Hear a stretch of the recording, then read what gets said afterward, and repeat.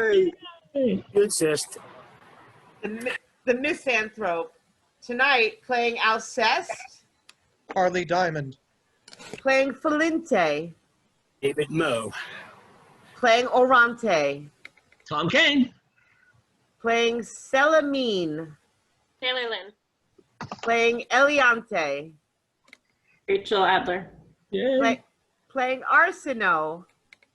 Valerie O'Hara. Playing Dubois, Basque, and the Guard. Michael Janove. Playing Acaste. Bereket Mengistu. And playing Clitandre. David Mackler. Act 1, Scene 1. Enter Philinte and Alceste. The scene throughout is in Célimène's house at Paris. Now what's got into you? Kindly leave me alone. Come, what is it? This lugubrious tone. Leave me, I said. You spoil my solitude. Oh, listen to me now and don't be rude. I choose to be rude, sir, and to be hard of hearing. These ugly moods of yours are not endearing.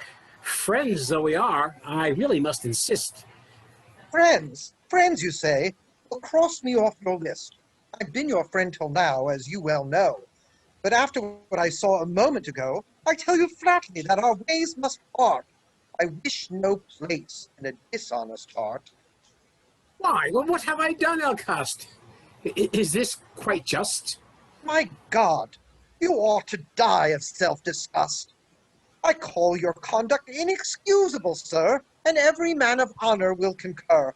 I see you almost hug a man to death, exclaim for joy until you're out of breath, and supplement these loving demonstrations with endless offers, vows, and protestations. Then, when I ask you, who was that? I find that you can barely bring his name to mind. Once the man's back is turned, you cease to love him and speak with absolute indifference of him.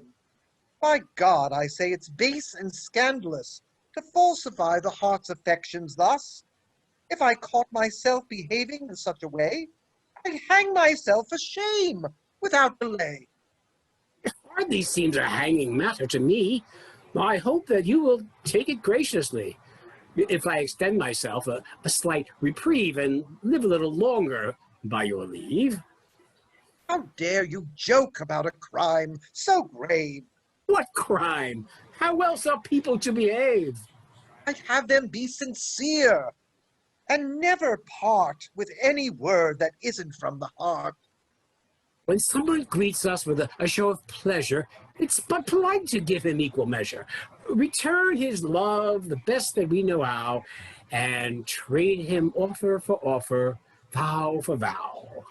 No, no, this formula you'd have me follow, however fashionable, is fake and hollow. And I despise the frenzied operations of all these barterers of protestations, these lavishers of meaningless embraces, these utterers of obliging commonplaces, who court and flatter everyone on earth, and praise the foot no less than the man of, praise the fool no less than the man of worth. Should you rejoice that someone fondles you, offers his love and service, swears to be true, and fills your ears with praises of your name, when in the first damn fop he'll say the same? No, no, no self-respecting heart would dream of prizing so promiscuous an esteem. However high the praise, there's nothing worse than sharing honors with the universe. Esteem is founded on comparison. To honor all men is to honor none. Since you embrace this indiscriminate vice, your friendship comes at far too cheap a price.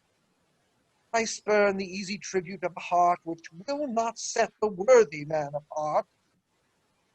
I choose, sir, to be chosen, and in line, the friend of mankind is no friend of mine. But in polite society, custom decrees that we show certain outward courtesies. Ah, no. We should condemn with all our force such false and artificial intercourse. Let men behave like men. Let them display their inmost hearts in everything they say. Let the hearts speak, and let our sentiments not mask themselves in silly compliments. In certain cases, it would be uncouth and most absurd to speak the naked truth. With all respect to your exalted notions, it's often best to veil one's true emotions.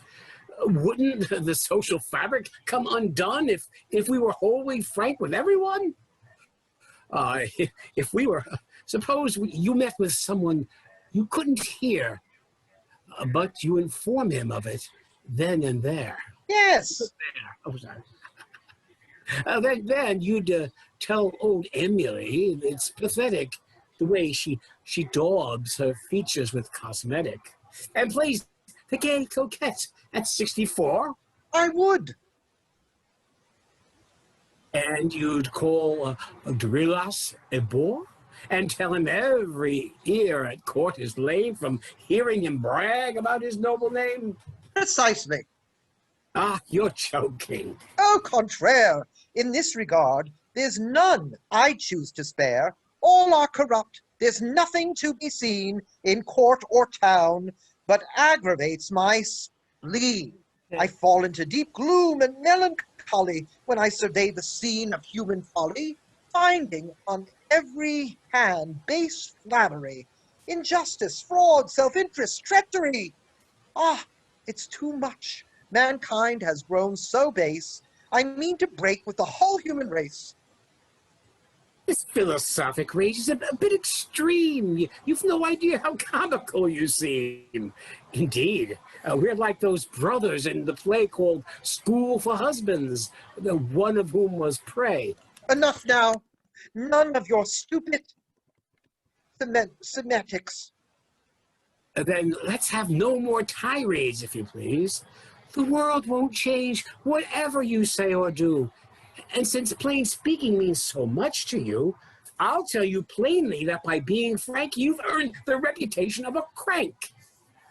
And that you're thought ridiculous when you rage and rant against the manners of the age. So much the better. Just what I wish to hear. No news could be more grateful in my ear. All men are so detestable in my eyes. I should be sorry if they thought me wise. Your hatred's very sweeping, is it not? Quite right. I hate the whole degraded lot.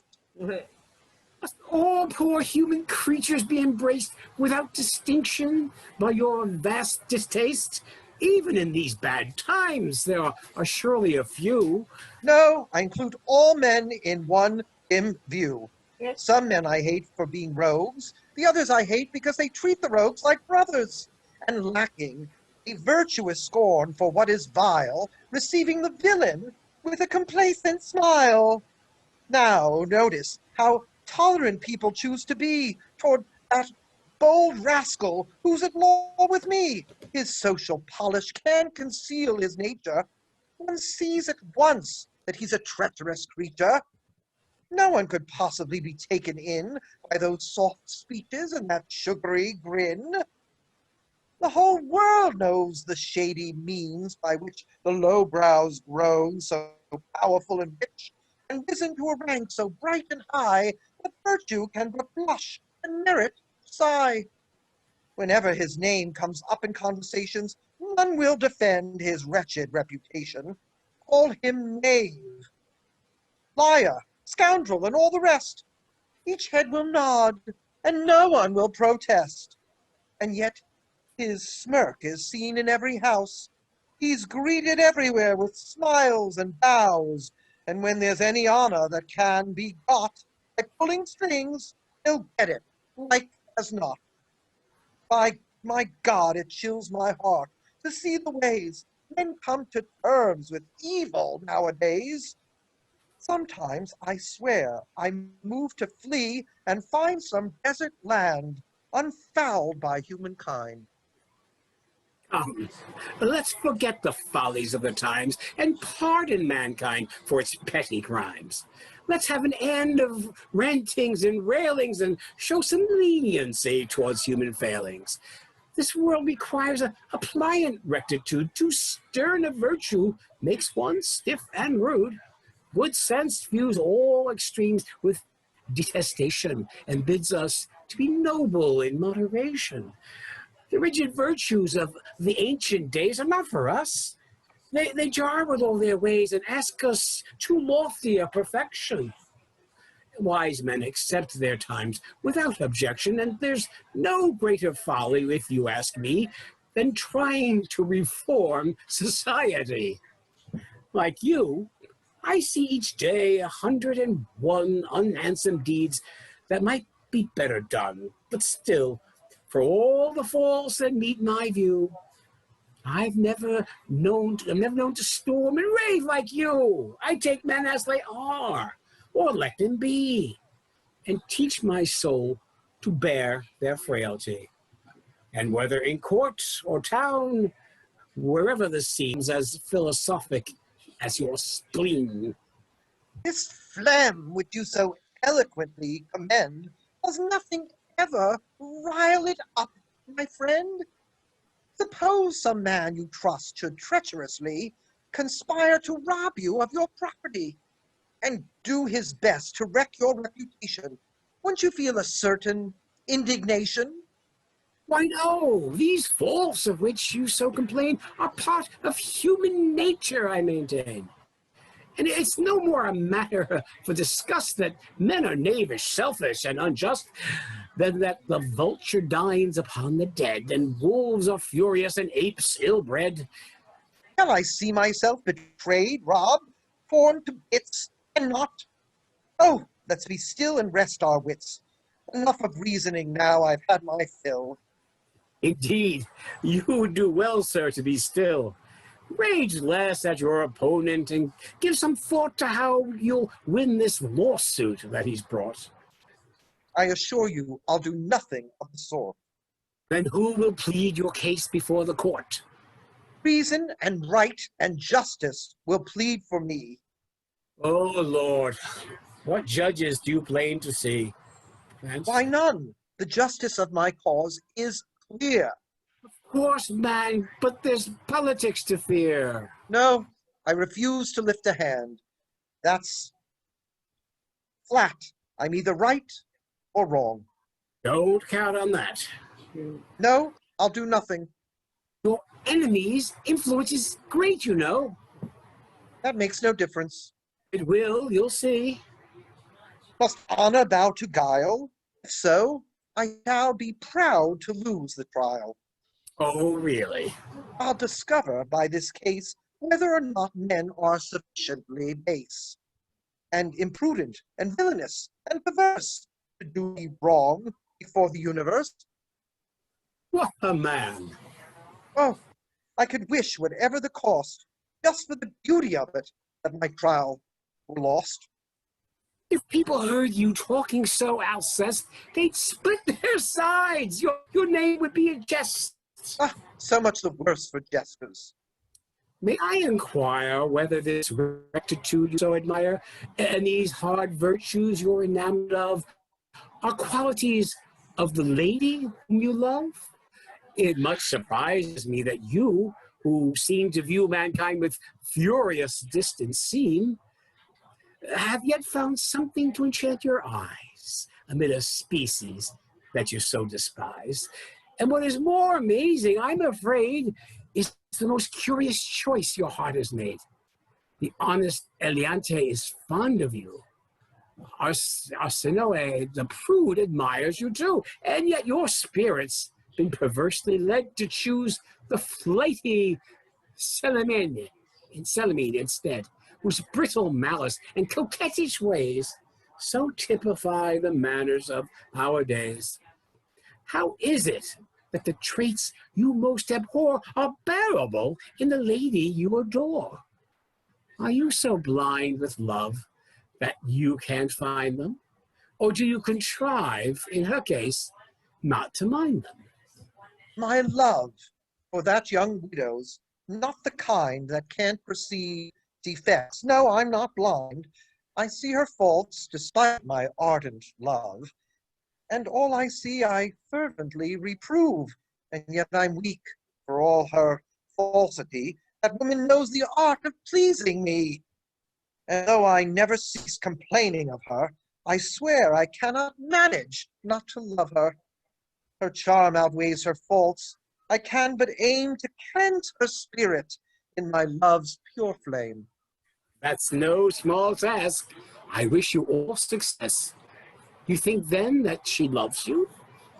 Heavens, yes. I wouldn't love her did she not love me. Well, if her taste for you is plain to see, why do these rivals cause you such despair? True love, sir, is possessive and cannot bear to share with all the world. I'm here today to tell her she must send that mob away. If I were you and had your choice to make, Éliante, her cousin, would be the one I'd take.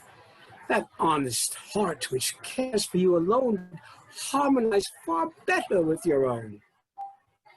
True, true. Each day my reason tells me so, but reason doesn't rule in love, you know. I fear some bitter sorrow is in store. This love. The servants told me at the door that Éliante and Célimène were out, but when I heard, sir, that you were about, I came to say without exaggeration that I hold you in the vastest admiration, and that it's always been my dearest desire to be the friend of one I so admire.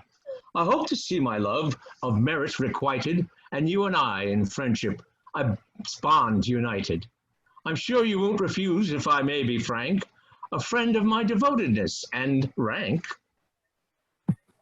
It was for you, if you please, that my words were intended.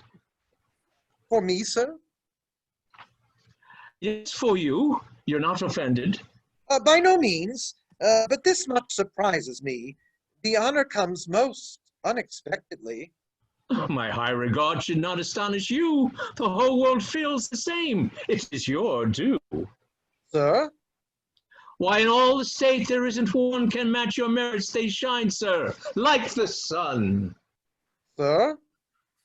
You are higher in my estimation than all that's most illustrious in the nation. Sir? If I lie, may heaven strike me dead. To show you that I mean what I have said, permit me, sir, to embrace you most sincerely, and swear that I will prize our friendship dearly. Give me your hand, and now, sir, if you choose, we'll make our vows. Sir? What? You refuse? Sir, it's a very great honor you extend, but friendship is a sacred thing, my friend. It would be profanation to bestow the name of friend on one you hardly know. All parts are better played when well rehearsed. Let's put off friendship and get acquainted first. We may discover it would be unwise to try to make our natures harmonize. By heaven, you are sagacious to the core. The speech has made me admire you even more. Let time then bring us closer day by day. Meanwhile, I shall count yours in every way. If, for example, there should be anything you wish at court, I'll mention it to the king. If I have his ear, of course, it's quite well known that I am much in favor with the throne. In short, I am your servant, and now, dear friend, since you have such fine judgment, I intend to please you, if I can, with a small sonnet I wrote not long ago. Please comment on it, and tell me whether I ought to publish it. You must excuse me, sir. I'm hardly fit to judge such matters. Why not? I am, I fear, inclined to be unfashionably sincere. Just what I ask. I'll take no satisfaction in anything but your sincere reaction. I beg you not to dream of being kind. Since you desire it, sir, I'll speak my mind. Sonnet. It's a sonnet. Hope. The poem's addressed to a lady who awakened hopes within my breast. Hope. That is not the pompous sort of thing, just modest little verses with a tender ring. Well, we shall see. Hope. I'm anxious to hear whether this style seems properly smooth and clear, and whether the choice of words is good or bad. We'll see. We'll see. Perhaps I ought to add that it took me only a quarter hour to write it. The time's irrelevant, sir. Kindly recite it. Hope comforts us a while, it's true, lulling our eyes with careless laughter, and yet much joy is full of rue. My Phyllis, if nothing follows after. I'm charmed by this already. The style's delightful. How can you say that? Why, the thing is frightful. Your fair face smiled on me a while, but was it kindness to enchant me? 'Twould have been fairer not to smile, if hope was all you meant to grant me. How clever thought, how handsomely you phrase it. You know, the thing is trash. How dare you praise it? If it's to be my passion's fate, thus everlastingly to wait, then death will come to set me free, for death is fairer than the fair. Phyllis, to hope is to despair, when one must hope eternally. The close is exquisite, full of feeling and grace. Oh, blast the clothes. You'd better close your face before you send your lying soul to hell. I can't remember a poem I've liked so well. Good Lord. I fear you're flattering me a bit. Oh, no. What else do you call it, you hypocrite? But you, sir, keep your promise now. Don't shrink from telling me sincerely what you think.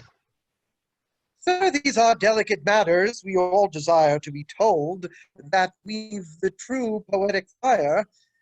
But once to one whose name I shall not mention, I said regarding some verse of his invention, that gentlemen should rigorously control that itch to write, it often affects the soul, that one should curb the heady inclination to publicize one's little avocation, and that in showing off one's works of art, one often plays a very clownish part. Are you suggesting in a devious way that I ought not to... Oh, that I do not say. Further, I told him that no fault is worse than that of writing frigid, lifeless verse, and that the merest whisper of such a shame suffices to destroy a man's good name. Do you mean to say my sonnet's dull and trite? I don't say that, but I went on to cite numerous cases of once respected men who came to grief by taking up the pen. Am I like them? Do I write so poorly?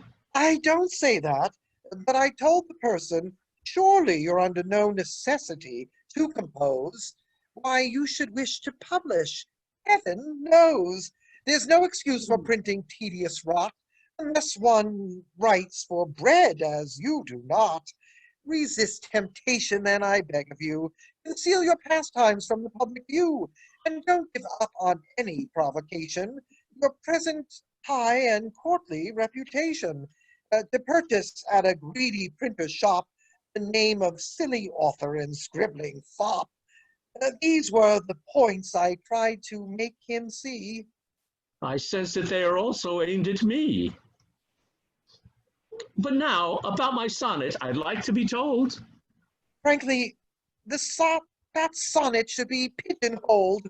You've chosen the worst models to imitate. The style's unnatural. Illustrate. For example, your fair face smiled on me a while, followed by, 'twould have been fairer not to smile. Or this, such a boy is full of rue. Or this, for death is fairer than the fair. Or Phyllis, to hope is to despair, when one must hope eternally. This artificial style, that's all the fashion, has neither taste, nor honesty, nor passion. It's nothing but a sort of wordy play, and nature never spoke in such a way. What in this shallow age is not debased? Our fathers, though less refined, had better taste. I'd barter all that men admire today for one odd love song, I shall try to say. If the king had given me for my own Paris his citadel, and I for that must leave alone her whom I love so well, I'd say then to the crown, take back your glittering town. My darling is more fair, I swear. My darling is more fair. The rhyme's not rich, the style is rough and old, but don't you see that it's the purest gold?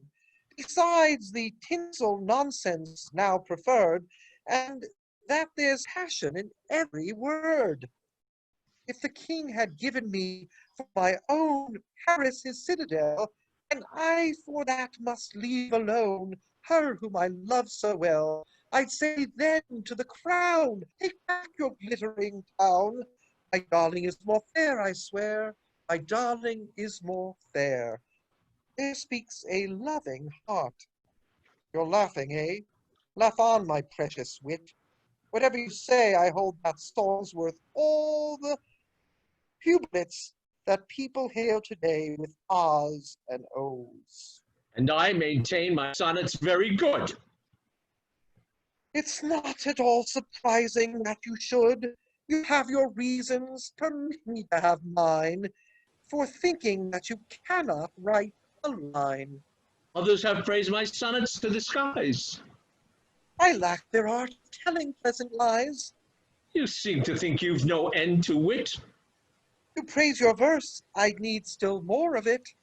I'm not in need of your approval, sir. That's good.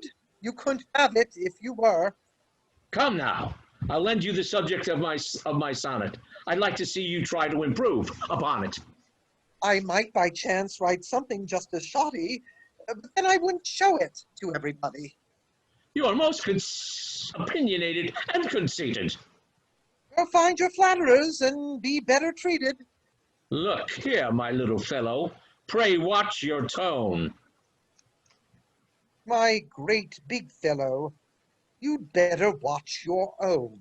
Oh, please, please, gentlemen, this will never do. The fault is mine, and I leave the field to you. I am your servant, sir, in every way. And I, sir, am your most abject valet. Well, as you see, sincerity in excess can get you into a very pretty mess. Oronte was hungry for appreciation. Don't speak to me. What? No more conversation. Really now? Leave me alone. If I... Out of my sight. But what? Oh, I won't listen. What? Silence. Now, is it polite? By heaven, I've had enough. Don't follow me. You're just joking. I'll keep you company. All exit. Act 2. Enter Alceste and Célimène. And I speak plainly, madam. I confess your conduct gives me infinite distress, and my resentment's grown too hot to smother. Soon, I foresee, we'll break with one another. If I said otherwise, I should deceive you. Sooner or later, I shall be forced to leave you. And if I swore that we shall never part, I would misread the omens of my heart. You kindly saw me home, it would appear, so as to pour invectives in my ear. I've no desire to quarrel, but I deplore your inability to shut the door of all these suitors who beset you so. Here's what annoys me, if you care to know. Is it my fault that all these men pursue me? Am I to blame that they're attracted to me? And when they gently beg an audience, ought I to take a stick and drive them hence? Madam, there's no necessity for a stick. A less responsive heart would do the trick. Of your attractiveness I don't complain, but those your charms attract, you then detain by a most melting and receptive manner, and so enlist their hearts beneath your banner. It's the agreeable hopes which you excite that keep these lovers round you day and night. Were they less liberally smiled upon, that sighing troop would very soon be gone. But tell me, madam, why is it that lately this man Clitandre interests you so greatly? Because of what high merits do you deem him worthy of the honor of your esteem? Is it that your admiring glances linger on the splendidly long tail of his little finger? Or do you share the general deep respect for that blonde wig he chooses to affect? Are you in love with his embroidered hose? Do you adore his ribbons and his bows? Or is it this paragon bewitches your tasteful eye with his vast German breeches? Perhaps his giggle or his falsetto voice makes him the latest gallant of your choice. You're much mistaken to resent him so. Why I put up with him you surely know. My lawsuit's very shortly to be tried, and I must have his influence on my side. Then lose your lawsuit, madam, or let it drop. Don't torture me by humoring such a fop. You're jealous of the whole world, sir. That's true, since the whole world is well received by you. That my good nature is so unconfined should serve to pacify your jealous mind. Were I to smile on one and scorn the rest, then you might have some cause to be distressed. Well, if I mustn't be jealous, tell me then, just how I'm better treated than other men. You know you have my love. Will that not do? What proof have I that what you say is true? I would expect, sir, that my having said it might give the statement a sufficient credit. But how can I be sure that you don't tell the selfsame thing to other men as well? What a gallant speech! How flattering to me! What a sweet creature you make me out to be! Well then, to save you from the pangs of doubt, what I've said I hereby cancel out. Now none but yourself shall make a monkey of you. Are you content? Why am I doomed to love you? I swear that I shall bless the blissful hour when this poor heart's no longer in your power. I make no secret of it. I've done my best to exorcise this passion from my breast. But thus far all in vain, it will not go. It's for my sins that I must love you so. Your love for me is matchless, sir, that's clear. Indeed, in all the world it has no peer. Words can't describe the nature of my passion, and no man ever loved in such a fashion. Yes, it's a brand new fashion, I agree. You show your love by castigating me, and all your speeches are enraged and rude. I've never been so furiously rude. Yet you could calm that fury if you choose. Come, shall we bring our quarrels to a close? Let's speak with open hearts, then, and begin. What is it? Acaste is here. We'll send him in. What? Shall we never be alone at all? You're always ready to receive a call, and you can't bear for 10 ticks of the clock not to keep an open house for all who knock. I couldn't refuse him. He'd be most felt. Surely that's not worth worrying about. Acaste would never forgive me if he guessed that I consider him a dreadful pest. If he's a pest, why bother with him then? Heavens! One can't antagonize such men. Why, they're the chartered gossips of the court, and have a say in things of every sort. One must receive them and be full of charm. No great help, but do you harm. And though your influence be ever so great, they're hardly the best people to alienate. I see, dear lady, that you could make a case for putting up with the whole human race. These friendships that you calculate so nicely. Madam, Clitandre here as well. Precisely. Where are you going? Elsewhere. Stay. No. Stay, sir. I can't. I wish it. No, I must go. I beg you, madam, not to press the matter. You know I have no taste for idle chatter. Stay. I command you. No, I cannot stay. Very well. You have my leave to go away.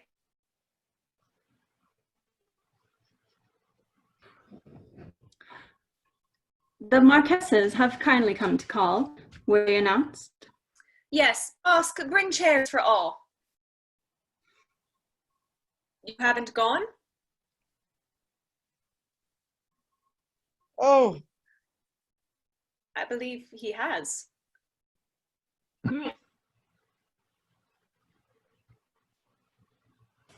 Alceste. I'm so sorry. I thought I left. Oh, no. Ah. No, I haven't gone. Haven't gone. You shan't I go. haven't gone. Line 115. No, and I shan't depart till you decide who's foremost in your heart. Oh, hush. It's time to choose. Take them or me. You're mad. I'm not, as you shall shortly see. Oh? You'll decide. You're joking now, dear friend. No. You'll choose. My patience is at an end. Madame, I come from court where poor Éliante behaved like a perfect fool, as is his wont. Has he no friend to counsel him, I wonder, and teach him less unerringly to blunder? It's true, the man's a most accomplished dunce. His gauche behavior charms the eye at once, and every time one sees him, on my word, his manners grow a trifle more absurd. Speaking of dunces, I've just now conversed with old Damon, who's one of the very worst. I stood a lifetime in the broiling sun before his dreary monologue was done. Oh, he's a wondrous talker, and has the power to tell you nothing hour after hour. If by mistake he ever came to the point, the shock would put his jawbone out of joint. Yeah.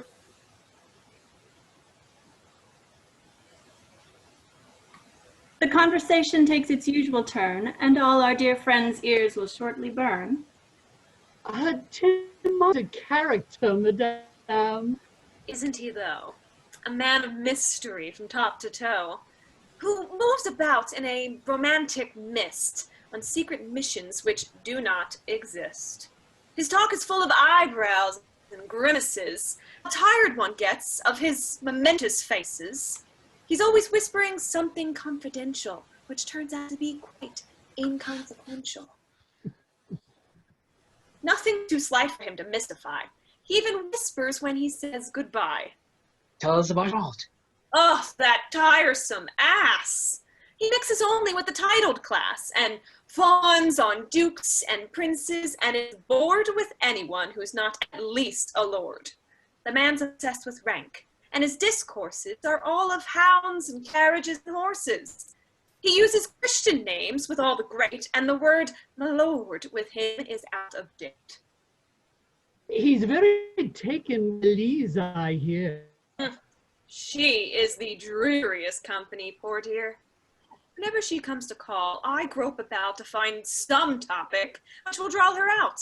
But owing to her dry and faint replies, the conversation wilts and droops and dies. In vain, one hopes to animate her face by mentioning the ultimate commonplace. But sun or shower, even hail or frost, are matters she can instantly exhaust. Meanwhile, her visit, painful though it is, drags on and on through mute eternities, and you ask the time, and yawn, and yawn, she sits there like a stone and won't be gone. Now for a thrust. Oh, that conceited elf has a gigantic passion for himself.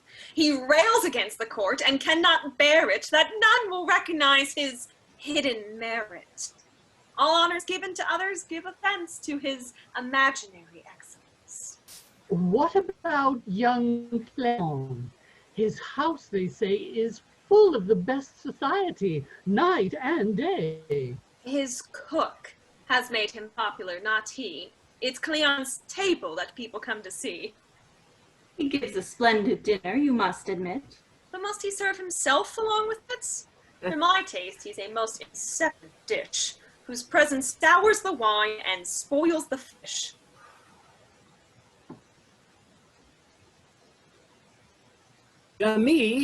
His uncle, is admired no end. What's your opinion, madam? Why, he's my friend. He seems a decent fellow and rather clever. He works too hard at cleverness, however. I hate to see him sweat and struggle so to fill his conversation with bon mot. Since he's decided to become a wit, his taste's so pure that nothing pleases it.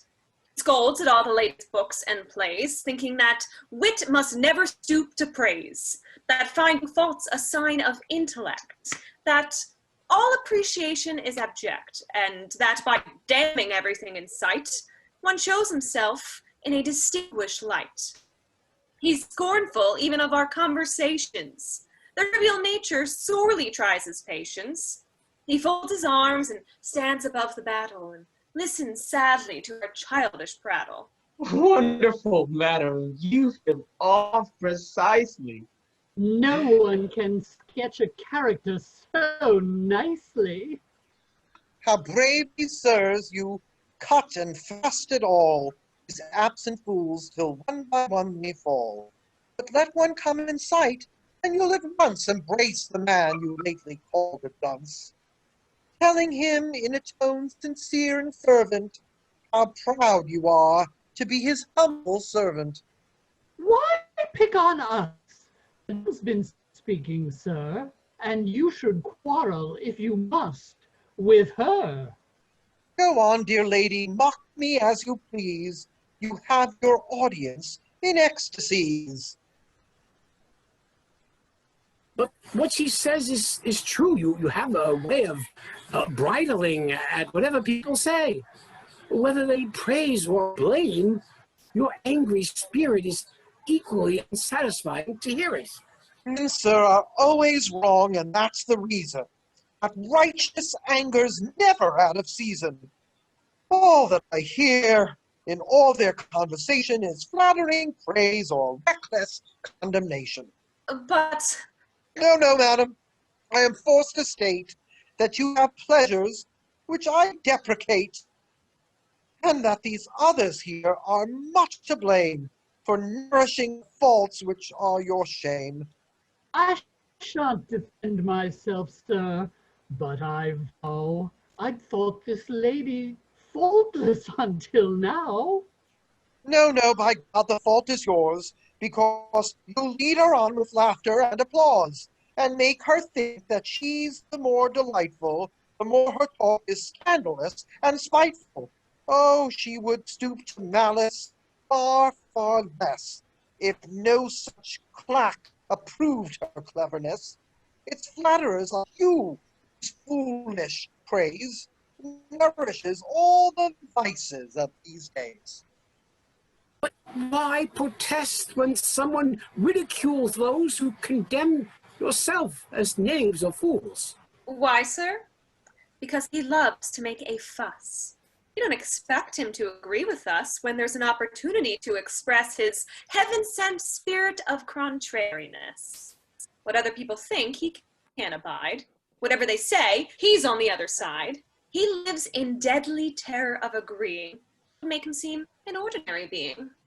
Indeed, he's so in love with contradiction, he'll turn against his most profound conviction, and with a furious eloquence deplore it, if only someone else is speaking for it. Common graces, which are many, but as for faults, I've never noticed any.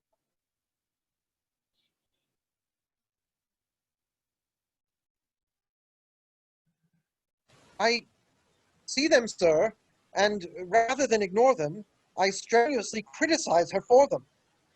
The more one loves, the more one should object to every blemish, every least defect. Were I this lady, I would soon get rid of lovers who approved of all I did, and by their slack indulgence and applause, endorsed my follies and excused my flaws.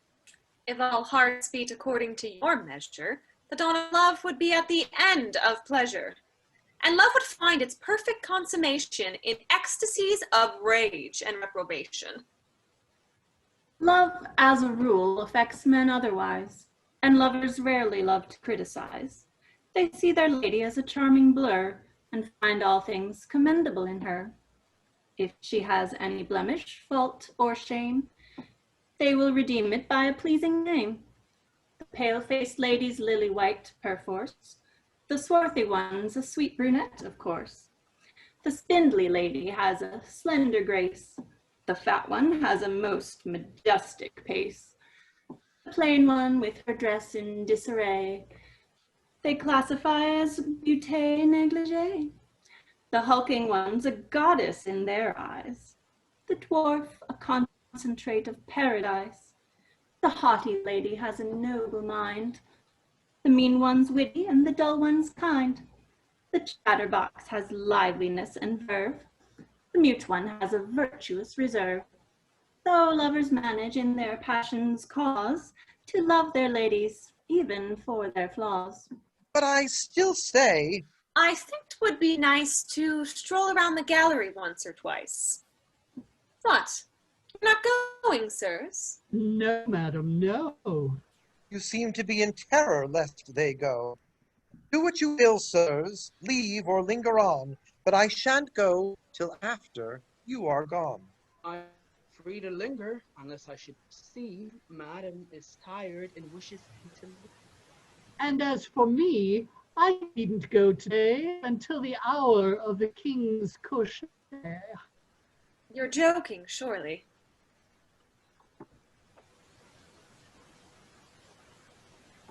Not in the least.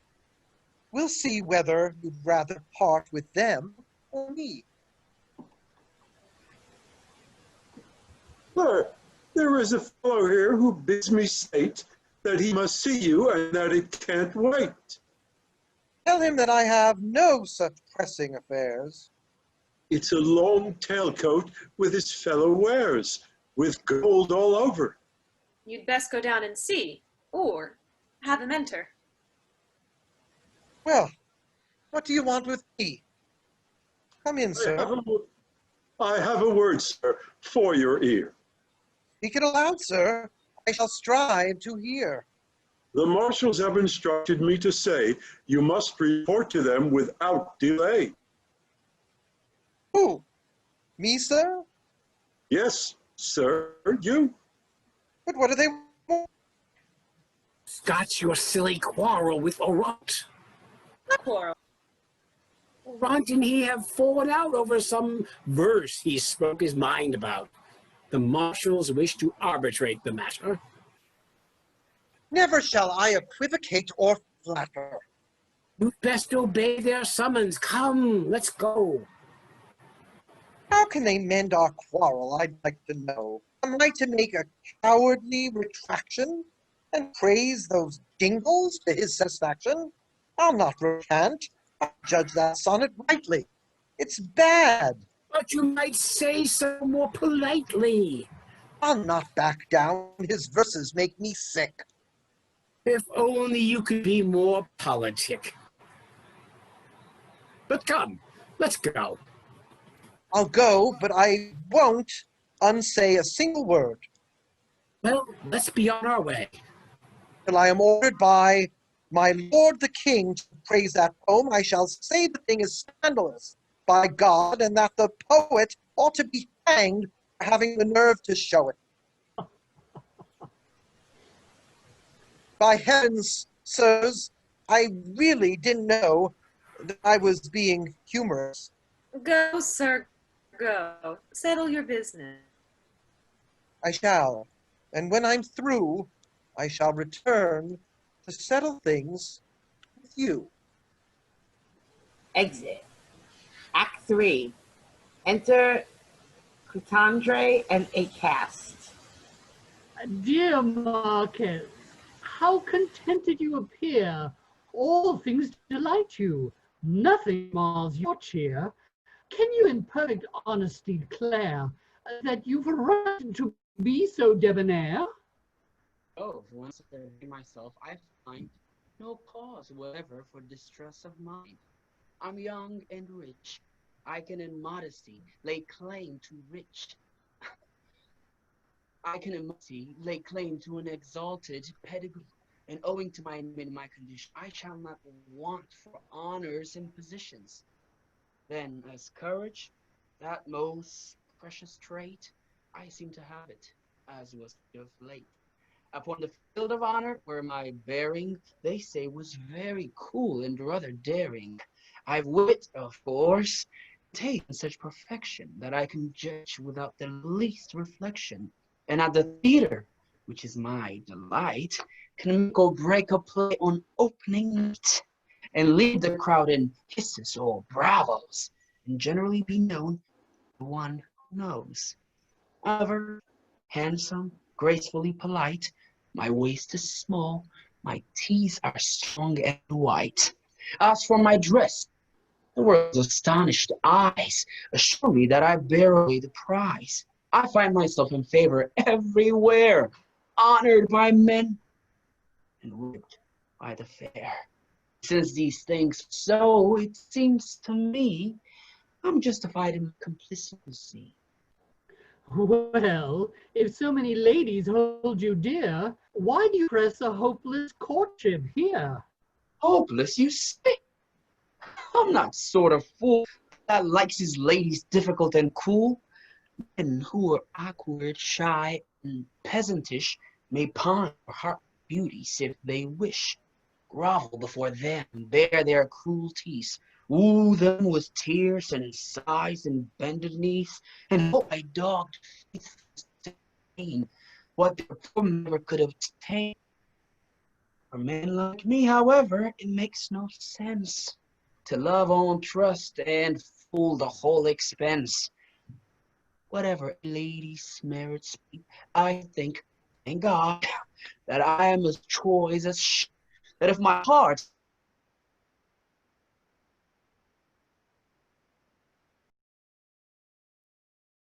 of affair, the partners must invest on equal there. You think then that our hostess favors you? I have reason to believe that that is true. How did you come to such a mad conclusion? You're blind, dear fellow. This is sheer delusion. All right then, I'm deluded and I'm blind. Whatever put the note in your mind? Illusion? What persuades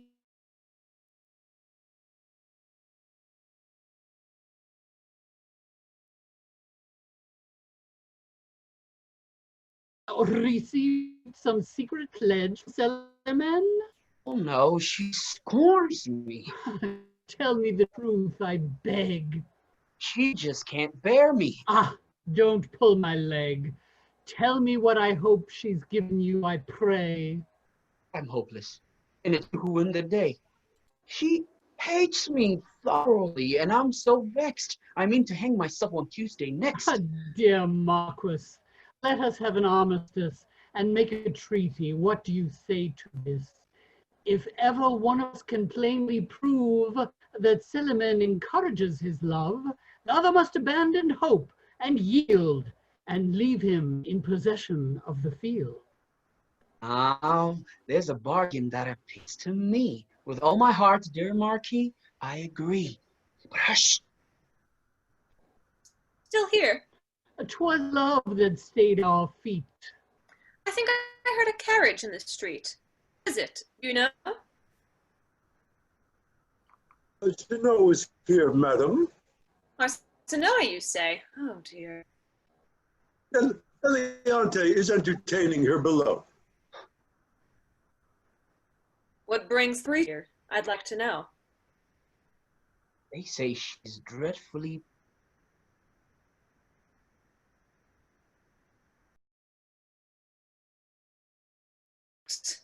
At heart she's worldly, and her poor success in snaring men explains her prudishness.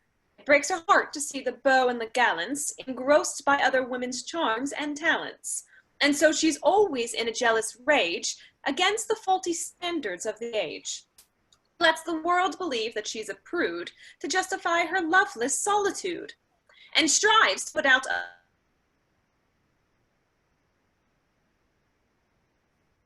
still, she'd love a lover, and Alceste appears to be the one she loves the best. His visits here are poison to her pride. She seems to think I've lured her from her side.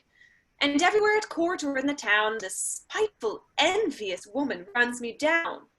In short, she's as stupid as can be, vicious and arrogant in the last degree, and... Oh! What happy chance has brought you here? I've thought about you ever so much, my dear. I've come to tell you something you should know. How good of you to think of doing so. It's just as well those gentlemen didn't tarry. Shall we sit down? That won't be necessary. Madam, the flame of friendship ought to burn brightest in matters of the most concern, and as there's nothing which concerns more than honor, I have hastened to your door to bring you, as a friend, some information about the status of your reputation. I visited last night some virtuous folk, and quite by chance it was of you they spoke. There was, I fear, no tendency to praise your light behavior and your dashing ways, the quantity of gentlemen you see, and your by now notorious coquetry were both vehemently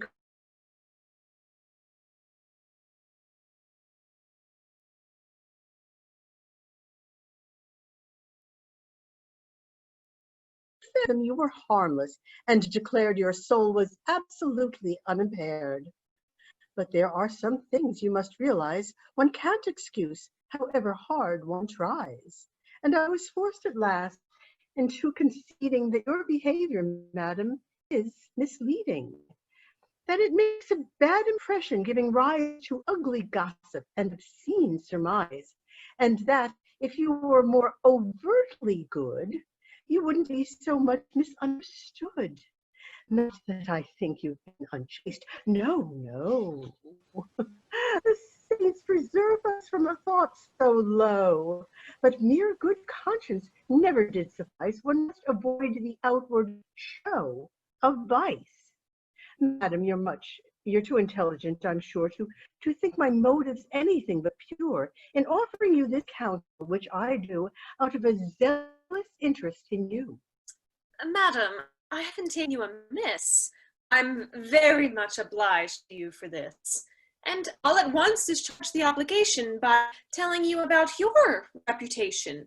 You've been so friendly as to let me know what certain people say of me, and so I mean to follow your benign example by offering you a somewhat similar sample. The other day I went to an affair and found some most distinguished people there discussing piety, both false and true. The conversation soon came round to you. Alas, your prudery and bustling zeal appeared to have very slight appeal. Your affectation of a grave demeanor, your endless talk of virtue and of honor, the aptitude of your suspicious mind for finding sin where there is none to find, your towering self-esteem, that pitying face with which you contemplate the human race, your sermonizings and your sharp aspirations on people's pure and innocent diversions, all these are mentioned, madam, and in fact were roundly and concertedly attacked. What good, they say, are all these outward shows when everything belies her pious pose? She prays incessantly, but then they say, she beats her maids and cheats them of their pay. She shows her zeal in every holy place, but still she's vain enough to paint her face. She holds that nudity is art in vicious, but views it with a pulse rate that's suspicious. There that they were being viciously unfair, but still they were disposed to criticize you, and all agreed that someone should advise you to leave the morals of the world alone and worry rather more about your own. They felt that one's self-knowledge would be great, for one thinks of setting others straight, that one should learn the art of living well before one threatens other men with hell, and that the church is best equipped, no doubt, to guide our souls and root our vices out.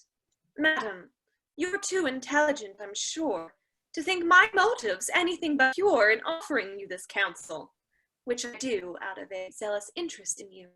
I dare not hope for gratitude, but I did not expect so acid a reply. I judge, since you've been so extremely harsh, that my good counsel pierced you to the heart. Far from it, madam. Indeed, it seems to me we ought to trade advice more frequently. One's vision of oneself is so defective that it would be an excellent corrective if you are willing, madam. Let's arrange shortly to have another frank exchange, in which we'll tell each other entre nous what you've heard tell of me and I of you. Oh, people never censor you, my dear. It's me they criticize, or so I fear. Madam, I think we either blame or praise according to our taste and length of days. There's a time of life for coquetry, and there's a season, too, for prudery. When all one's charms are gone, it is, I'm sure, good strategy to be devout and pure, and makes one seem a little less forsaken. Someday, perhaps, I'll take the road that you've taken. Time brings all things, but I have time aplenty and see no cause to be a prude at 20. You give your age in such a gloating tone that one would think I was an ancient crone. We're not so far apart in sober truth that you can mock me with the boast of youth. Madam, you baffle me. I wish I knew what moves you to provoke me as you do. For my part, madam, I'd like to know why you abuse me everywhere you go. Is it my fault, dear lady, that your hand is not, alas, in very great demand? If men admired me, if they paid me court and daily make me offers of the sort, you'd dearly love to have them make to you. How can I help it? What would you have me do? If what you want is lovers, please feel free to take as many as you can from me. Oh, come. Do you think the world is losing sleep over that flock of lovers that you keep? Or that we find it difficult to guess what price you pay for their devotedness? Surely you don't expect us to suppose mere merit could attract so many beaux. It's not your virtue that they're dazzled by, nor is it virtuous love for which they sigh. You're fooling no one, madam. The world's not blind. There's many a lady heaven has designed to call men's noblest, tenderest feelings out, who has no lovers dogging her about. But it's plain that lovers nowadays must be acquired in bold and shameless ways, and only pay one court for such board as modesty and virtue can't afford. And don't be quite so puffed up, if you please, about your tawdry little victories. Try, if you can, to be a shade less vain, and treat the world with somewhat less disdain. If one were envious of your wars, one soon could have a following like yours. Lovers are no great trouble to collect. One prefers them to one's self-respect. What? Collect them then, my dear. I'd love to see you demonstrate that charming theory. Who knows? You might. Now, madam, that will do. It's time to end this intriguing interview. My coat is late in coming to your door, or I'd have taken leave of you before. Oh, please don't feel that you must rush away. I'd be delighted, madam, if you'd stay. However, lest my conversation bore you, let me provide some better company for you. This gentleman who comes most apropos will please you more than I could do, I know. Alceste, I have a little note to write, which simply must go out for tonight. To entertain Madame, I'm sure that she will overlook my civility. Well, sir, our hostess graciously contrives for us to chat until the coach arrives, and I shall be forever in her debt for granting me this little tete-a-tete. We women very rightly give our hearts to men of noble characters and parts, and your especial merits, dear Alceste, are roused have roused the deepest sympathy in my breast. Oh, how I wish I had sufficient sense at court to recognize your excellence. They wrong you greatly, sir. How it must hurt you never to be rewarded for your virtue. Why, madam, what cause have I to feel aggrieved? What great and brilliant thing have I achieved? What service have I rendered to the king that I should look to him for anything? Not everyone who's honored by the state has done a great services.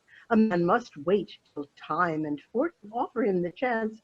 Your merit, sir, is obvious at a glance, and Ah, forget my merit. I'm not neglected. The court, I think, can hardly be expected to mine men's souls for merit.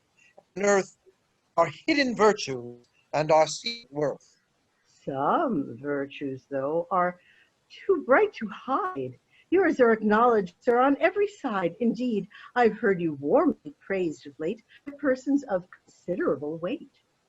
This fawning age has praise for everyone, and all distinctions, madam, are undone. All things have equal honor nowadays, and no one should be gratified by praise. To be admired, one only need exist, and every lackey's on the honors list. I only wish, sir, that you had your eye on some position at court, however high. You'd only have to hint at such a notion for me to set the proper wheels in motion. Certain friendships I'm glad to use to get you any office you might choose. Madam, I fear that any such ambition is wholly foreign to my disposition. The soul God gave me isn't of the sort that prospers in the weather of a court. It's all too obvious that I don't possess the virtues necessary for success. My one great talent is speaking plain. I've never learned to flatter or to feign, and anyone so stupidly sincere has best not seek a courtier's career. Outside the court, one must dispense with honors, privilege, and interest, until one gains the right, foregoing these, not to be tortured by the wish to please. One needn't live in dread of snobs and slights, nor praise the verse that every idiot writes, nor humor silly marquises, not for politic sigh on Madam So-and-so. Forget the court, then. Let the matter rest.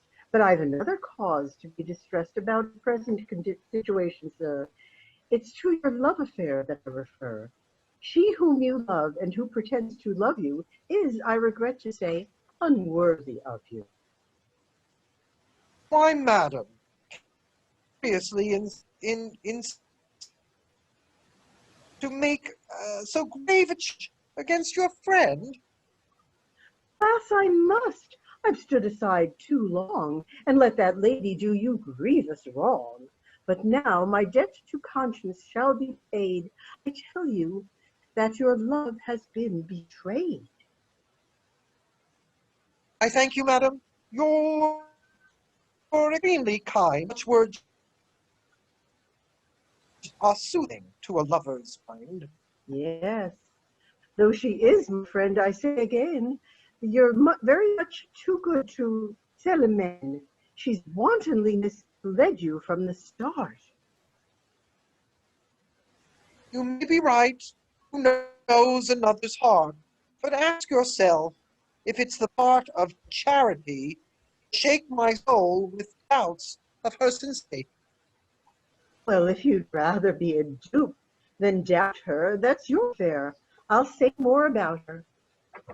Madam, you know that doubts and vague suspicion are painful to a man in my position. It's most unkind to worry this way unless you've some real proof of what you say. Sir, say no more. All doubt shall be removed, and all that I've been saying shall be proved. You've only to escort me home, and there we'll look into the heart of this affair. I've ocular evidence which will persuade you beyond a doubt The Célimènes betrayed you. Then, if you're saddened by that revelation, perhaps I can provide some consolation. Exit, Act 4. Enter Éliante and Philinte. Madam, he acted like a stubborn child. I thought they never would be reconciled. In vain we reasoned, threatened, and appealed. He stood his ground and simply would not yield. The marshals, I feel sure, have never heard an argument so splendidly absurd. No, gentlemen, said he, I'll not retract. His verse is bad, extremely bad, in fact. Surely it does a man no harm to know it. Does it disgrace him not to be a poet? A gentleman may be respected still, whether he writes a sonnet. Well or ill, and I dislike his verse should not offend him. In all that touches honor, I commend him. He's noble, brave, and virtuous. I fear he can't in truth be called a sonneteer. I'll gladly praise his wardrobe, I'll endorse his dancing, or the way he sits a horse. But gentlemen, I cannot praise his rhyme. In fact, it ought to be a capital crime for anyone so sadly unendowed to write a sonnet and read the thing aloud.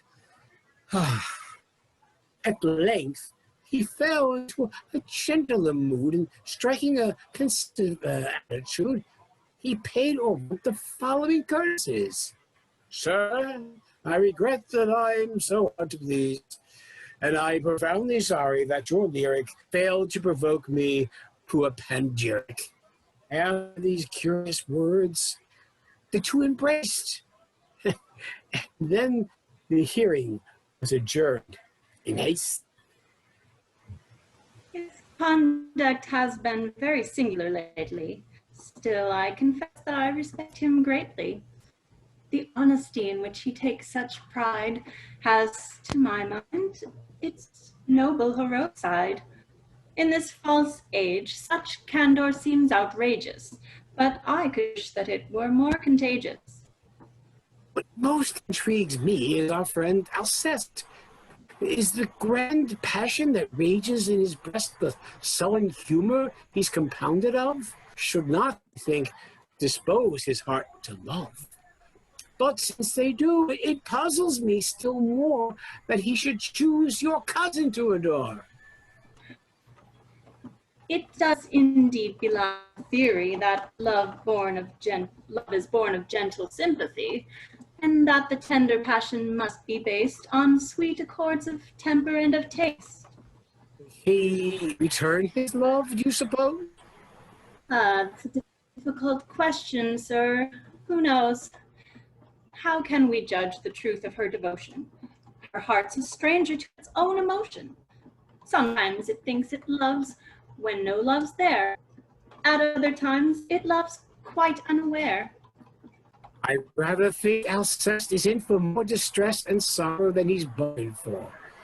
Were he of my mind, madam, his affection would turn in quite a different direction, and we would see him more responsive to the kind regard which he receives from you.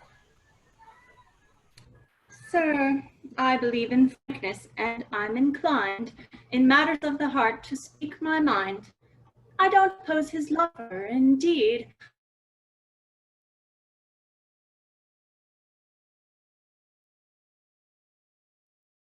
But if, as happens frequently enough, in love affairs he meets with a rebuff, if Célimène should grant some rival suit, I'd gladly play the role of substitute.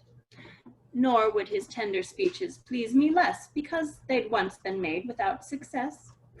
Well, madam, as for me, I don't oppose our hopes in this affair, and heaven knows, in my conversations with the man, I plead your cause as often as I can.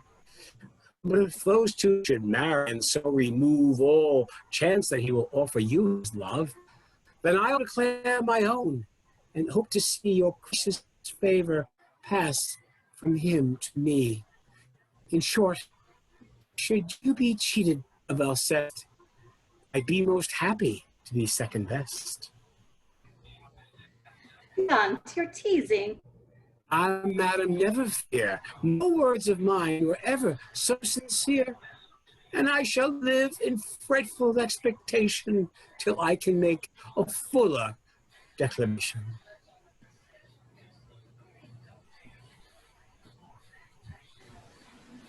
Enter Alceste. I understand. I'm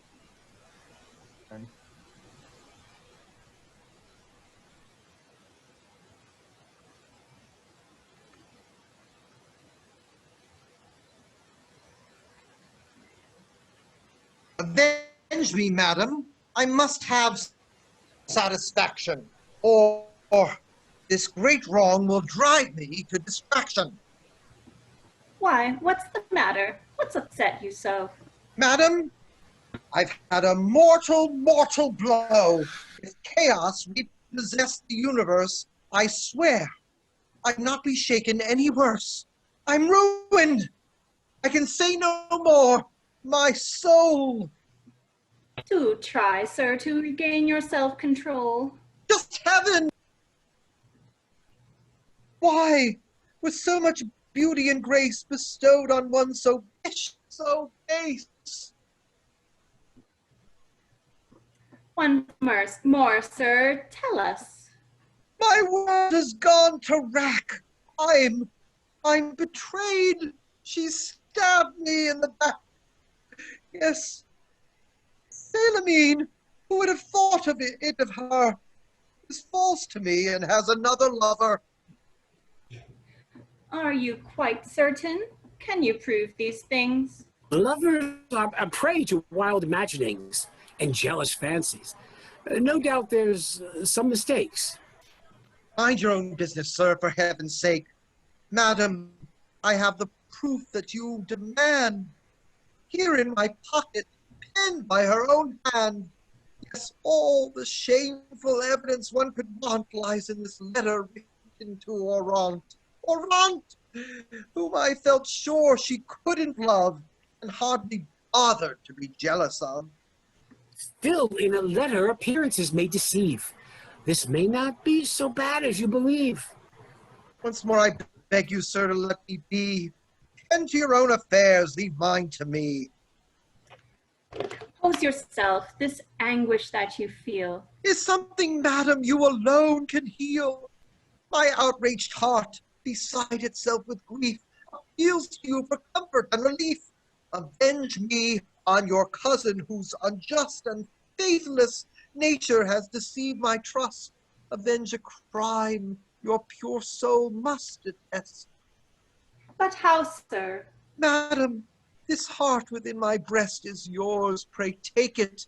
Redeem my heart from her, and so avenge me on my torturer. Let her be punished by the fond emotion, the ardent love, the bottomless devotion, the faithful worship which this heart of mine will offer up to yours as to a shrine.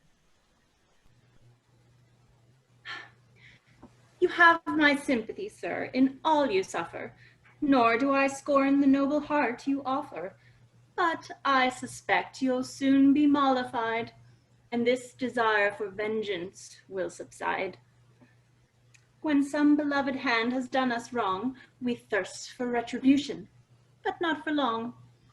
However dark the deed that she's committed, a lovely culprit so soon acquitted, so stormy as an injured lover, and yet no storm so quickly passes over. No, madam, no. This is no lover's spat. I'll not forgive her. It's gone too far for that. My mind's made up. I'll kill myself before I waste my hopes upon her any more. Ah, here she is, my wrath intensifies.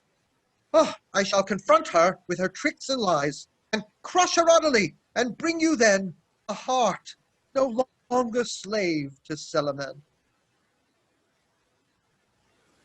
Ah, sweet heaven, help me to control my passion. Oh, Lord. Oh, Lord. Why stand there staring in that fashion? And what do you mean by those dramatic sighs and that malignant glitter in your eyes? I mean that sins which cause the blood to freeze look innocent beside your treacheries, that nothing hell's or heaven's wrath could do ever produce so bad a thing as you. Your compliments were always sweet and pretty. Madam, it's not the moment to be witty. No, blush and hang your head. You have ample reason, since I've the fullest evidence of your treason. Ah, this is what my sad heart prophesied. Now all my anxious fears are verified. My dark suspicion and my gloomy doubt define the truth, and now the truth is out. For all your trickery, I was not deceived. It was my bitter stars that I believed. But don't imagine that you'll go scot-free. You shan't misuse me with impunity. I know that love's irrational and blind. I know the heart's not subject to the mind. It can't be reasoned into beating faster. I know each soul is free to choose its master. Therefore, had you spoken from the heart, respecting my attentions from the start, rejecting my attentions from the start, I'd have no grievance, or at any rate I could complain of nothing but my fate. Ah, but to so falsely to encourage me, that was a treason and a treachery, for which you cannot suffer too severely, and you shall pay for that behavior dearly. Yes, now I have no pity, not a shred. My temper's out of hand, I've lost my head. Shocked by the knowledge of your double dealings, my reason can't explain my savage feelings. A righteous wrath deprives me of my senses, and I won't answer for the consequences. What does this outburst mean? Will you please explain? Have you by any chance gone quite insane? Yes, yes. I went insane the day I fell a victim to your black and fatal spell. Thinking to meet with some sincerity among the treacherous charms that beckoned me. Who? Of what treachery can you complain? How sly you are, how cleverly you feign, but you'll not victimize me any more. Look, here's a document you've seen before. This evidence, which I acquired today, leaves you, I think, without a thing to say. Is this what sent you into such a fit? You should be blushing at the sight of it. Ought I to blush? I truly don't see why. Ah, now you're being bold as well as sly. Since there's no signature, perhaps you'll claim. I wrote it, whether or not it bears my name. And you can view with equanimity this proof of your disloyalty to me. Oh, don't be so outrageous and extreme. Ah, you take this matter lightly, it would seem. Was it so wrong to me? No shame on you? Was it no wrong to me, no shame to you, that you should send Oronte this Gledu? Oronte? Who said it was for him?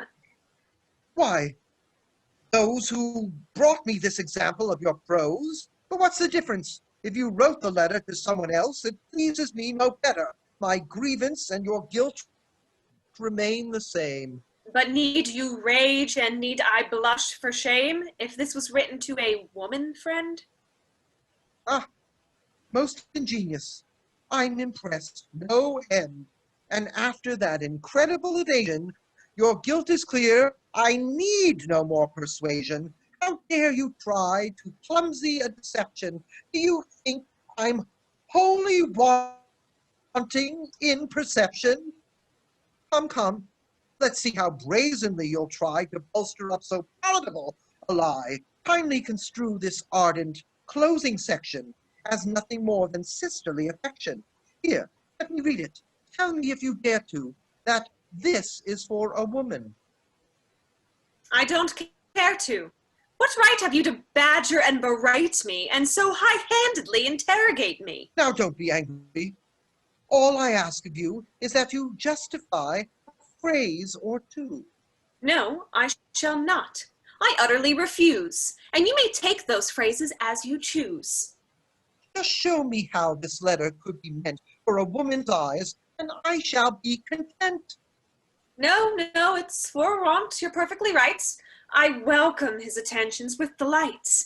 I prize his character and his intellect, and everything is just as you suspect. Come, do your worst now. Give your rage free rein, and kindly cease to bicker and complain. Good God, could anything be more inhuman? Was ever a heart so mangled by a woman? When I complain of how she has betrayed me, she bridles and commences to upbraid me. She tries my tortured patience to the limit. She won't deny her guilt, she glories in it. And yet my heart's too faint and cowardly to break these chains of passion and be free. To scorn her as it should and rise above this unrewarded, mad and bitter love. Ah, traitoress, in how confident a fashion you take advantage of my helpless passion, and use my weakness for your faithless charms to make me once again throw down my arms. But do at least deny this black transgression. Take back that mocking and perverse confession. Defend this letter and your innocence, and I, poor fool, will aid in your defense. Pretend that you are just and true, and I shall make myself believe in you. Oh, stop it. Don't be such a jealous dunce, or I shall leave off loving you at once. Just why should I pretend? What could impel me to stoop so low as that? And kindly tell me why, if I loved another, I shouldn't merely inform you of it simply and sincerely. I've told you where you stand, and that admission should altogether clear me of suspicion. After so generous a guarantee, what right have you to harbor doubts of me? Since women are, from natural reticence, reluctant to declare their sentiments, and since the honor of our sex requires that we conceal our amorous desires, ought any man for whom such laws are broken to question what the oracle has spoken? Should he not rather feel an obligation to trust that most obliging declaration? Enough now. Your suspicions quite disgust me. Why should I love a man who doesn't trust me? I cannot understand why I continue, fool that I am, to take an interest in you. I ought to choose a man less prone to doubt and give you something to be vexed about. Ah, what a poor enchanted fool I am. These gentle words, no doubt, were all a sham. But destiny requires me to entrust my happiness to you, and so I must. I'll love you to the bitter end, and see how false and treacherous you dare to be. No, you don't really love me as you ought. I love you more than can be said or thought. Indeed, I wish you were in such distress that I might show my deep devotedness. Yes, I could wish that you were wretchedly poor, unloved, uncherished, utterly obscure, that fate had set you down upon the earth without possessions, rank, or gentle birth. Then by the offer of my heart I might repair the great injustice of your plight. I'd raise you from the dust and proudly prove the purity and vastness of my love. This is a strange benevolence indeed. God grant that I may never be in need. Ah, here's Monsieur de Bois in quaint disguise. Well, why this costume? Why those frightened eyes? What ails you? Well, sir, things are most mysterious. What do you mean? I fear they're very serious. What? Shall I speak more loudly? Yes, speak out. Isn't there someone here, sir? Speak, you lout. Stop wasting time. Sir, we must slip away. How's that? We must decamp without delay. Explain yourself. I tell you, we must fly. What for? We mustn't pause to say goodbye. Now, what do you mean by all of this, you clown? I mean, sir, that you've got to leave this town. I'll tear you limb from limb and joint from joint if you don't come more quickly to the point. Well, sir, today a man in a black suit, who wore black and ugly scowl to boot, left us a document scrawled in such a hand as even Satan couldn't understand. It bears upon your lawsuit, I don't doubt, but all hell's devils couldn't make it out. Well, go on. What then? I fail to see how this event obliges us to flee. Well, sir, an hour later, hardly more, a gentleman who's often called before came looking for you in an anxious way. Not finding you, he asked me to convey, knowing I could be trusted with the same, the following message. Now, what was his name? Forget his name, you idiot. What did he say? Well, it was one of your friends, sir. Anyway, he warned you to be gone, and he suggested that if you stay, you may be arrested. What? Nothing more specific? Think, man, think! No, sir. He had me bring pen and ink and dashed you off a letter which I'm sure will render things distinctly less obscure. Well, let me have it. What is this all about? God knows, but I have hopes of finding out. How long am I to wait, you blitheries? I must have left it on your table, sir. I ought to. No, keep your self-control. Go find out what's behind his rigmarole. It seems that fate, no matter what I do, has sworn that I may not converse with you. But, madam, pray permit your faithful lover to try once more before the day is over.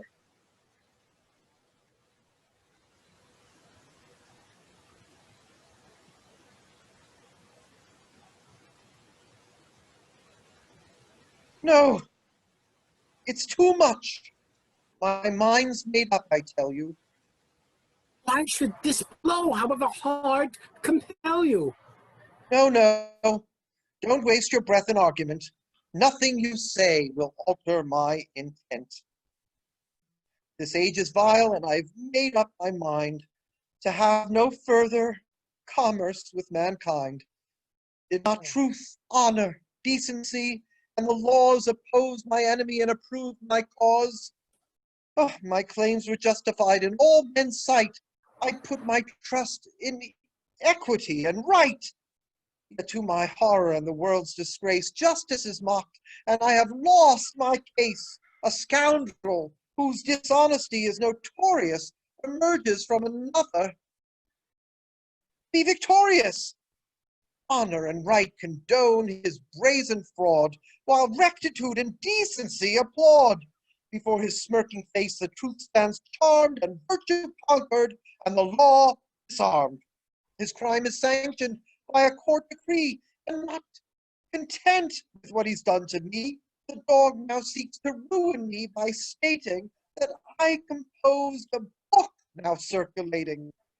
A book so wholly criminal and vicious that even to speak its title is seditious. Oh, meanwhile, Oronte, my rival, lends his credit to the same libelous tale and helps to spread it.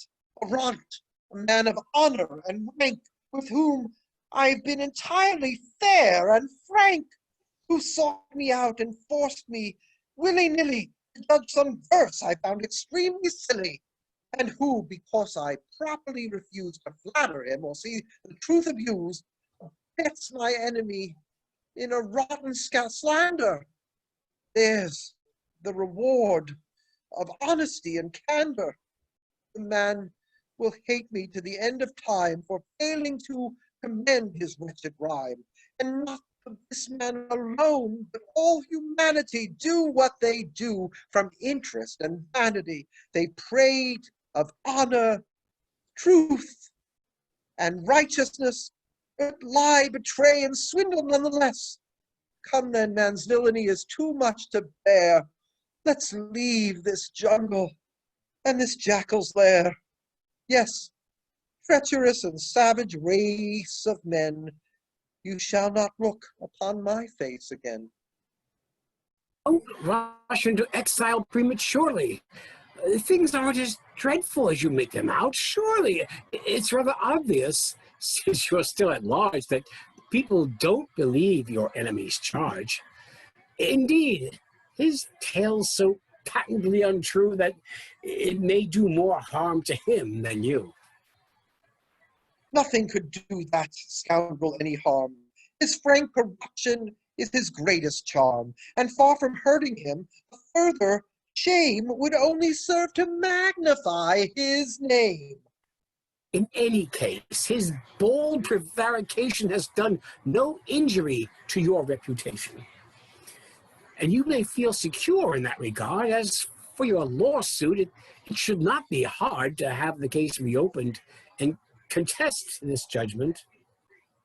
No, no, let the verdict rest. Whatever cruel penalty it may bring, I wouldn't have it changed for anything. It shows the time's injustice with such clarity that I shall pass it down to our posterity as a great proof and signal demonstration of the black wickedness of this generation. It may cost 20,000 francs, but I shall pay their 20,000 and gain thereby the right to storm and rage at human evil and send the race of mankind to the devil. Listen to me. Why? What can you possibly say? Don't argue, sir, your labor's thrown away. Do you propose to offer lame excuses for men's behavior and the time's abuses? No. Or you say, I'll readily concede this is a low, dishonest age indeed.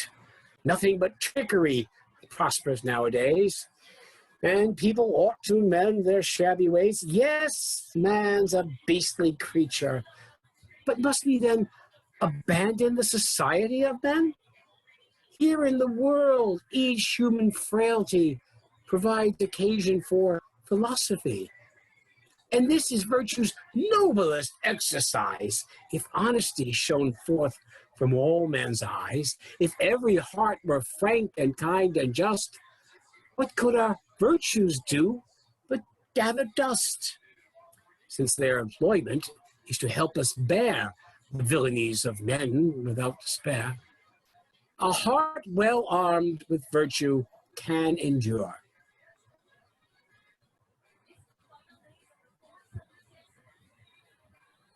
So,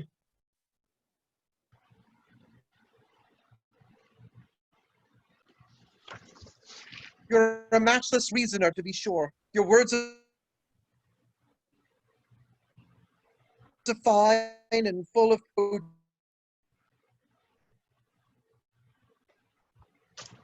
cogency, but don't waste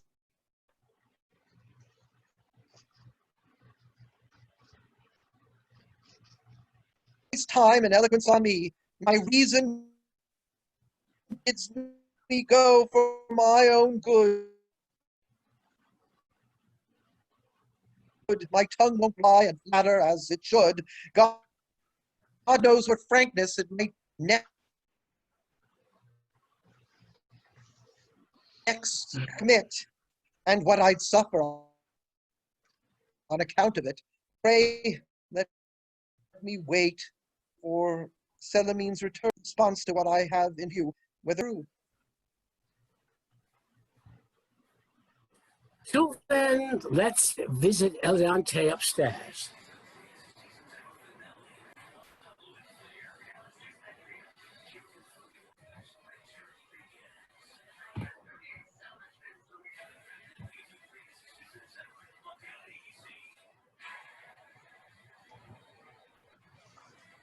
Happened.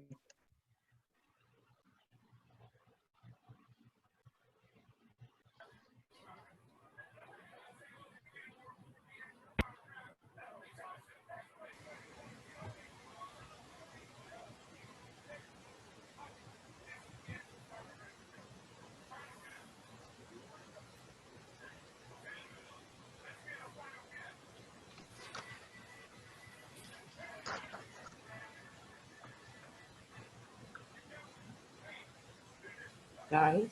No, I am too weighted down with somber cares. Go to her, do, and leave me with my gloom, here in the darkened corner of Why, this. that's no sort of company, my friend. I'll see if Éliante will not descend. Yes, madam, if you wish me to remain your true and ardent lover, you must deign to give me some positive assurance. All this suspense is quite beyond endurance. If your heart shares the sweet desires of mine, show me as much by some convincing sign. Show me as much by some convincing sign, and here's the sign I urgently suggest, that you no longer tolerate Alceste, but sacrifice him to my love, and sever all your relations to the man forever. Why do you suddenly dislike him so? You praised him to the skies not long ago. Madam, that's not the point I'm here to find, which your way tender feelings are inclined. Choose, if you please, between Alceste and me, and I shall stay or go accordingly. Yes, madam, choose. This gentleman's demand is wholly just, and I support his stand. I too am true and ardent. I too am here to ask that you make your feelings clear. No more delays now, no equivocation. The time has come to make your declaration. Sir, I've no way and no wish in any way to be an obstacle to your felicity. Sir, I've no wish to share her heart with you. That may sound jealous, but at least it's true. If weighing us, she leans in your direction. If she regards you with the least affection, I swear I'll yield her to you there and then. I swear I'll never see her face again. Now, madam, tell us what we've come to hear. Madam, speak openly and have no fear. Just say which one is to remain your lover. Just name one name, and it will be all over. What? Is it possible you're undecided? What? Can your feelings possibly be divided? Enough! This Inquisition's gone too far. How utterly unreasonable you are. Not that I couldn't make the choice with ease. My heart has no conflicting sympathies. I know full well which one of you I favor, and you'd not see me hesitate or waver. But how can you expect me to reveal so cruelly and bluntly what I feel? I think it altogether too unpleasant to choose between two men who both are present. One's heart has means more subtle and more kind of letting its affections be divined, nor need one be uncharitably plain to let a lover know he loves in vain. No, no, speak plainly. I for one can stand it. I beg you to be frank.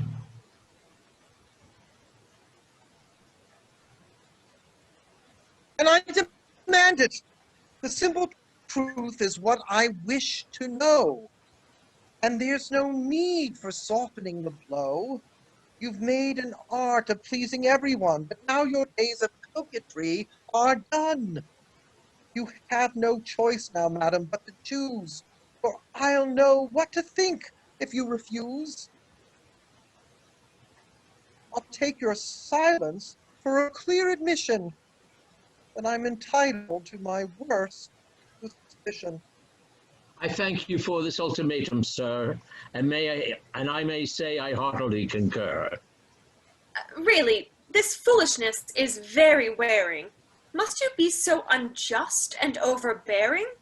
Haven't I told you why I must demur? Ah, here's Éliante. I'll put the case to her.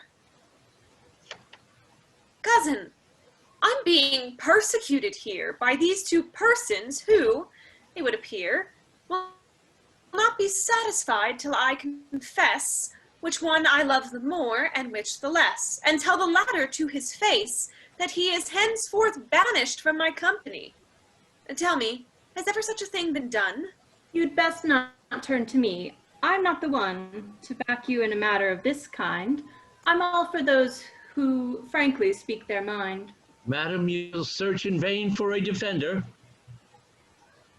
You are beaten, madam, and may as well surrender. Speak, speak you must, and end this awful strain.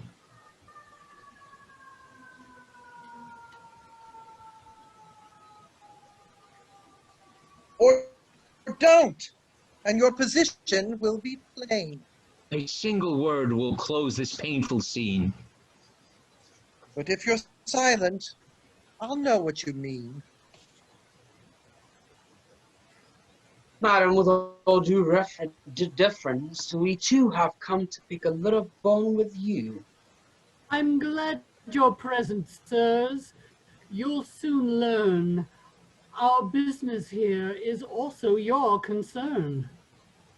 Madam, I visit you so soon again only because of these two gentlemen who came to me indignant and aggrieved about a crime too base to be believed. Knowing your virtue, having such confidence in it, I couldn't think you guilty for a minute, in spite of all their telling evidence, and, rising above your little difference, I've hastened here in friendship's name to see you clear yourself of this great calumny. Yes, madam, let us see with what composure you'll manage to respond to this disclosure. You let me send Clitandre this tender note. And this one for Acaste you also wrote. You recognize this writing, sirs, I think. The lady is so free with pen and ink that you must know it all too well, I fear. But listen, this is something you should hear. How absurd you are to condemn my lightheartedness in society and to accuse me of being happiest in the company of others. Nothing could be more unjust. And if you do not come to me instantly and beg pardon for saying such a thing, I shall never forgive you as long as I live. Our big bumbling friend, the Viscount, what a shame that he's not here. Our big bumbling friend, the Viscount, whose name stands first in your complaint, is hardly a man to my taste. And ever since the day I watched him spend 3/4 on an hour spitting into a well so as to make circles in the water, I have been unable to think highly of him. As for the little Marquis, no modesty, gentlemen, that is I. As for the little Marquis who sat squeezing my hand for such long while yesterday, I find him in all respects the most trifling creature alive, and the only things of value about him are his cape and his sword. As for the man with the green ribbons, it's your turn now, sir. As for the man with the green ribbons, he amuses me now and then with his bluntness and his bearish ill humor, but there are many times indeed when I think him the greatest bore in the world. And as for the sonneteer, here's your helping. And as for the sonneteer who has taken it to his head to be witty and insists on being an author in a tease of opinion, I simply cannot be bothered to listen to him, and his prose wearies me quite as much as poetry. Be assured that I am not always so well entertained as you suppose, that I long for your company more than I dare to say, at all these entertainments to which people drag me, and that the presence of those one loves is the true and perfect seasoning to all one's pleasures. And now for me. Clitandre, whom you mentioned, and who so pesters me with his saccharine speeches, is the last man on earth for whom I could feel any affection. He is quite mad to suppose that I love him, and so are you to doubt that you are loved. Do come to your senses, exchange your suppositions for his, and visit me as often as possible to help me bear the annoyance of his unwelcome attentions. It's a sweet character that these letters show, and what to call it, madam, you well know. Enough. We're off to make the world acquainted with this sublime self-portrait that you've painted. Madam, I'll make no farewell oration. No, you're not worthy of my indignation. Far choicer hearts than yours, as you'll discover, would like this little marquis for a lover. So, after all those loving letters you wrote, you turn on me like this and cut my throat? And your dissembling faithless heart, I find, has pledged itself by turns to all mankind. How blind I've been. How I clearly see. I thank you, madam, for enlightening me. My heart is mine once more, and I'll content. The loss of it shall be your punishment. Sir, she is yours. I'll seek no more to stand between your wishes and this lady's hand. Ah! Madam, I'm forced to speak. I'm far too stirred to keep my counsel after what I've heard. I'm shocked and staggered by your want of morals. It's not my way to mix with others' quarrels, but really, when this fine and noble spirit, this man of honor and surpassing merit, laid down the offering of his heart before you, how could you? Madam, permit me, I implore you, to represent myself in this debate. Don't bother, please, to be my advocate. My heart, in any case, could not afford to give your services their due reward. And if I choose, for consolation's sake, some other lady, would not be you, I take. What makes you think you could, sir? And how dare you imply that I've been trying to ensnare you? If you can for a moment entertain such flattering fancies, you're extremely vain. I'm not so interested, as you suppose, in Céliméne's discarded gigolos. Get rid of that absurd illusion, do. Women like me are not for such as you. Stay with this creature to whom you're so attached. I've never seen two people better matched. Well, I've been still throughout this expose, till everyone but me has had a say. Have I shown sufficient self-restraint, and may I now— Yes, make your just complaint. Reproach me freely. Call me what you will. You've every right to say I've used you ill. I've wronged you, I confess it, and in my shame I'll make no effort to escape the blame. The anger of those others I could despise. My guilt toward you I sadly recognize. Your wrath is wholly justified, I fear. I know how culpable I must appear. I know all things bespeak my treachery, and that, in short, you've grounds for hating me. Do so. I give you leave. Ah, Beatrice, how should I cease to love you even now? Though mind and will were passionately bent on hating you, my heart would not consent. Be witness to my madness, both of you. See what infatuation drives one to. But wait, my folly's only just begun, and I shall prove to you before I'm done how strange the human heart is, and how far from rational we sorry creatures are. Woman, I'm willing to forget your shame, and clothe your treacheries in a sweeter name. I'll call them youthful errors instead of crimes, and lay the blame on these corrupting times. My one condition is that you agree to share my chosen fate and fly with me to that wild, trackless, solitary place in which I shall forget the human race. Only by such a course can you atone for those atrocious letters. By that alone can you remove my present horror of you and make it possible for me to love you. What? I renounce the world at my young age and die of boredom in some Hermitage? Ah, if you really loved me as you ought, you wouldn't give the world a moment's thought. Must you have me and all the world beside? Alas, at 21 is terrified of solitude. I fear I lack the force and depth of soul to take so stern a course. But if my hand in marriage will content you, why, there's a plan which I might well consent to, and... No.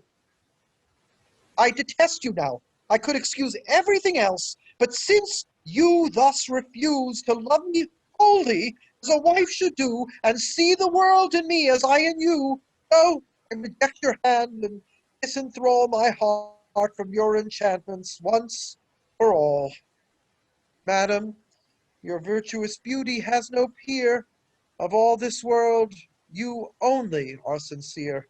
I've long esteemed you highly, as you know. Permit me ever to esteem you so.